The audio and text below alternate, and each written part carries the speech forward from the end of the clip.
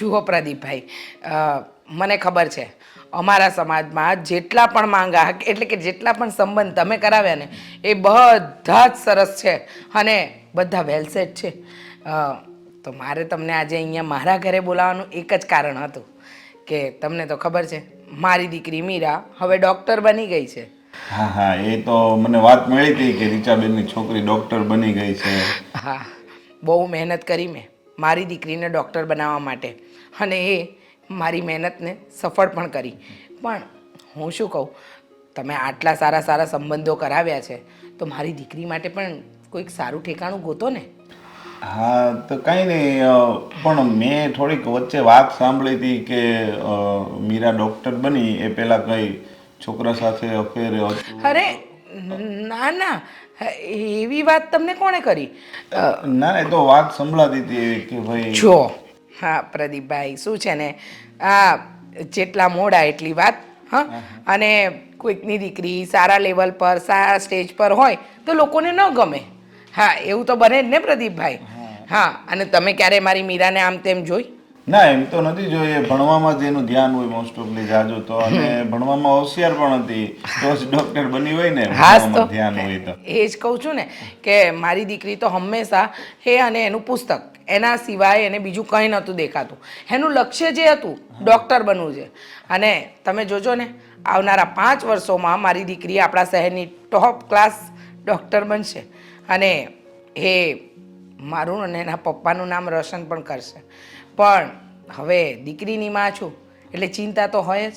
અને જો કહું છું કે અમે પૈસે ટકે એટલા સદ્ધર નથી, પણ દીકરીને ભણાવીને ડૉક્ટર બનાવી છે મેં. તો મારી ઈચ્છા છે કે સારું અને સંપન્ન ઘર મળે તો વધારે સારું. ના ના, મારા ધ્યાનમાં છે એક બાયોડેટા આવ્યો છે કે છોકરો ડૉક્ટર તો નથી પણ એન્જિનિયર છે અને સારું એવું કમાય છે અને ભવિષ્યમાં એ અમેરિકા પણ સેટલ થવાનો છે. અરે વાહ, હા તો સરસ વાત કીધી. જો એન્જિનિયર હોય અમેરિકા સેટ થવાનો હોય તો સૌથી બેસ્ટ છે ને. મારી દીકરી અને એ બંને સાથે અમેરિકા સેટલ થઈ જશે તો આ તો મને ગમ્યું. જો મારી દીકરીને અને એ છોકરાને એકબીજાને પસંદ આવી ગયું તો સૌથી સારું.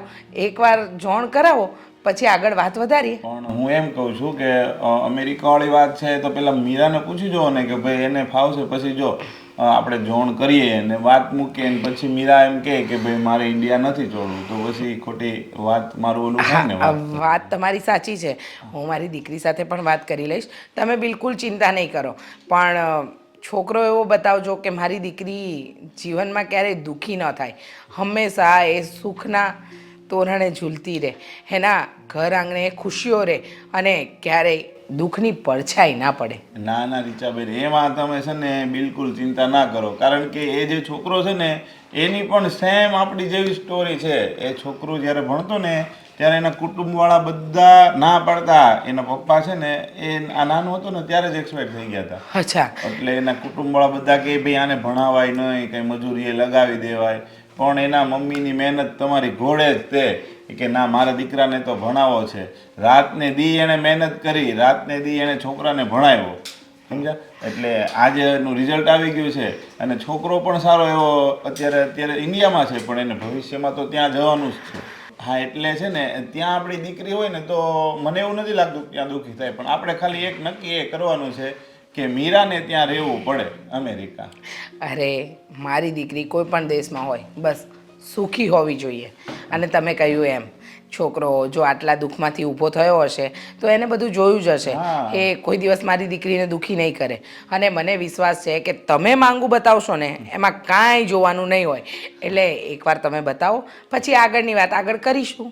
હા તે વાંધો નહીં. મીરા છે ક્યાં? હા ના, એ ઉપર એના કંઈ કોન્ફરન્સમાં કોલ ચાલી રહ્યો છે તો એમાં વાત કરી રહી છે. તો કંઈ નહીં, મને બાયોડેટા બનાવ્યો છે ને આપણે મીરાનો, તો એ મને જરા વોટ્સએપમાં મોકલાવી દેજો અને જે કંઈ બીજું મીરાના 1-2 ફોટા જો એ મોકલાવી દેજો. એટલે હું પહેલાં જો બાયોડેટા મોકલી દઉં અને એ લોકોને ધ્યાનમાં આવશે તો હું તમને ફોન કરીશ કે આપણે જોણ ગોઠવવાનું છે. સરસ, બરાબર ને? સારું સારું. હા, અને તમે જરાય ચિંતા નહીં કરતા.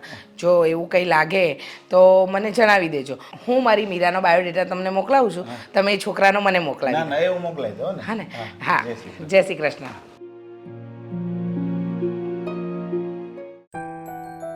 તું હજી તો આ મૂડમાં જ ન હોય. શું થયું? કંઈ નહીં. તો બસ એના જ વિચારોમાં રહેવાનું.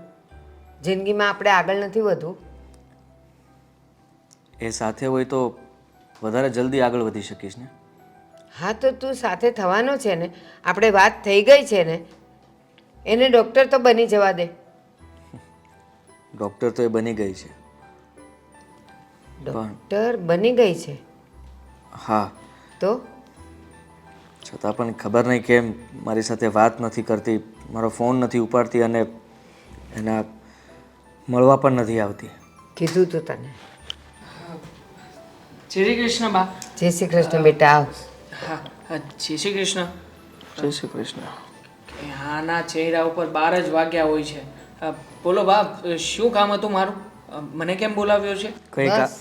તમે બોલાવ્યો ને? હા મેં બોલાવ્યો છે. શું કામ? શું કરું પણ? તું જા ભાઈ, કઈ કામ નથી. જા. હા? ના, શું કામ જાય? એ મેં બોલાવ્યો છે. જ્યારે જોવો ત્યારે બસ આમ પથ્થરની જેમ બેસી રહી. મારે કોની સાથે વાત કરવી? મારા દિલની વાત કોની સાથે કરવી? તારા લીધે થઈને અને તારા આવા મૂડને લીધે મારું ખાવાનું હરામ થઈ ગયું છે. બેટા દેવાંગ, આ તારો ખાસ ફ્રેન્ડ છે ને? હા બા. અને તને તો એ પણ ખબર હશે કે મીરા સાથે એની ફ્રેન્ડશિપ છે. એ લગ્ન કરવાનો છે. હા ખબર છે ને મને. અને કંઈક શરિયાત પણ રાખી છે આણે કે એ છોકરી જ્યારે ડૉક્ટર બનીને આવશે ને પછી જ આ ભાઈ સાહેબ વાત કરશે, એ પહેલાં નહીં. હા તો સાંભળ, એના ઘરે અમે જઈ આવ્યા. એના મમ્મીએ બધી હાય પાડી દીધી કે હા એ ડૉક્ટર થઈ જાય એટલે હું કરાવી આપીશ. અને ડૉક્ટર થઈને આવી પણ ગઈ. હવે આ ભાઈ ફોન કરે છે તો પેલા બેન ફોન ઉપાડતા નથી. હું વાત કરું છું બા, સવાલ ડૉક્ટર જ બની ન- ગઈ છે એ છોકરી. હા, અને ફોન નથી ઉપાડતી. અને પહેલાં કીધું તું મેં પહેલાં જ કે તું ક્યાં ને એ ક્યાં. જો એ ડૉક્ટર બનવા જઈ રહી છે ને તો બની ગયા પછી ને એનું સ્ટેટસ અને લેવલ થઈ ગયા પછી એ તારી સામે નહીં જોવે. અત્યારે ખાલી ને ખાલી આકર્ષણ છે. હા, એને ભરોસો હતો એના પર. મેં પણ એ જ સમજાવ્યો હતો બા આને. આ ઘણું કહેતો હતો કે રેવા દે, બીજી કોઈ સારી છોકરી કદાચ તને જો તારા બા બતાવતા હોય તો પસંદ કરી લે. પણ નહીં, કોણ જાણે પેલી છોકરીએ શું જાદુ કર્યો છે આની ઉપર. એ છોકરી સિવાય કંઈ દેખાતું જ નથી આને. તો નહીં દેખાય. પ્રેમ કરું છું એને અને કહું છું ને ડૉક્ટર બની ગઈ છે, પણ હજી પણ એના ઘરમાં કંઈ પ્રોબ્લેમ હશે કાં પછી હજી કંઈ બાકી હશે એટલા માટે મળી નથી, વાત નથી કરી. પણ મને વિશ્વાસ છે કે એ આવશે. તું મને એ સમજાવ ને કે તું એને પ્રેમ કરે છે એવી રીતે એ છોકરી પણ તને પ્રેમ કરે જ છે ને? હા. હા, તે હા. કહ્યું હતું પ્રેમ કરે છે. તો તું આટલા દિવસો સુધી એને મળ્યો નથી, એકદમ તડપે છે એની સાથે વાતચીત કરવા માટે. તો આ તડપણ પેલી છોકરીના મનમાં પણ હોવી જોઈએ ને. એની એક્ઝામ પતી ગઈ છે, ડોક્ટર બની ગઈ છે, તો પછી હવે તારી સાથે વાત કરવામાં વાંધો શું છે એને? પ્રોબ્લેમ હોઈ શકે. હવે મળું ત્યારે ખબર પડશે ને કે શું પ્રોબ્લેમ હશે. હા, પણ વડીલોની હા થઈ જવા પછી પણ પેલી એના ફોન નથી ઉપાડતી. ઉલટાનું એણે તો ખુશ થઈને અહીંયા આવી જવું જોઈએ કે આદિ હું હવે ડૉક્ટર બની ગઈ છું, મારી પ્રેક્ટિસ ચાલુ થઈ ગઈ છે, મેં ક્લિનિક ખોલી નાખ્યું છે. સાચી વાત છે બાની. હું પણ બાની વાતમાં સહમત છું. હા હા, કારણ કે તને તો ઘણો બધો સમજાવ્યો હતો. હા, કોઈ વાતે ફરક તો પડતો નથી. બસ પેલી છોકરીના પ્રેમમાં આંધળો થઈ ગયો છે. હા, કંઈ જાણતો નથી, કંઈ સમજતો નથી, કોઈની વાત માનતો નથી. અરે ભાઈ, હજી એ કહું છું, પાછો વળી જા. આમાં કંઈ નથી રાખ્યું હવે. બધું જ રાખ્યું છે અને હું તમને લોકોને કહી દઉં છું કે હું સાચો છું. એ મારી સાથે ચીટિંગ નહીં કરે. સચ્ચાઈ બંને પક્ષે હોવી જોઈએ.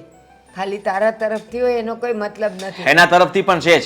મને ખબર છે કે એ પણ મારા વગર નહીં રહી શકતી હોય, મારા જ વિચારો કરતી હશે અને યાદ પણ કરતી હશે. પણ તમે જ જાઓ ને એના ઘરે, એને પૂછો કે એના મમ્મીએ એને કંઈ કીધું હશે, એના લીધે થઈને ફોન નહીં આપ્યો હોય એના હાથમાં કદાચ.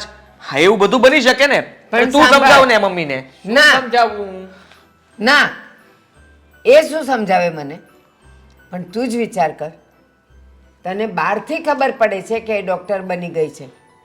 એના તરફથી તો કોઈ હલચલ નથી. નથી મીરા તરફથી કોઈ મેસેજ, નથી એની મમ્મી તરફથી કોઈ બોલાવો. એની મમ્મીએ હા પાડી હતી તો એની મમ્મીએ મીરાને કહેવું જોઈએ ને કે જા આદિના મમ્મીને બોલાવો, હવે આપણે બધું નક્કી કરવું છે. કેમ ન બોલાવી મને? એક મિનિટ બા, આ તું કહેતો હતો કે એણે કોઈ છોકરીને મોકલી હતી આગળ તારી સાથે વાતચીત કરવા માટે, તો બની શકે ને કે છોકરીની સાથે તને મેસેજ પણ મોકલાવી શકે. હે, મોકલાવ્યો એણે કોઈ મેસેજ? કહ્યું છે કે મારી રાહ જોજે આ તે કંઈ? હું રાહ જોઈશ. હું લગ્ન બીજા કોઈ સાથે નહીં કરું અને એની રાહ જોઈશ, બસ. હા દેવાંગ, જોવા દે એને રાહ. આપણે પણ સમયની સાથે સાથે રાહ જોઈએ. Weight and watch. હા, બીજું તો શું કરી શકીએ આપણે?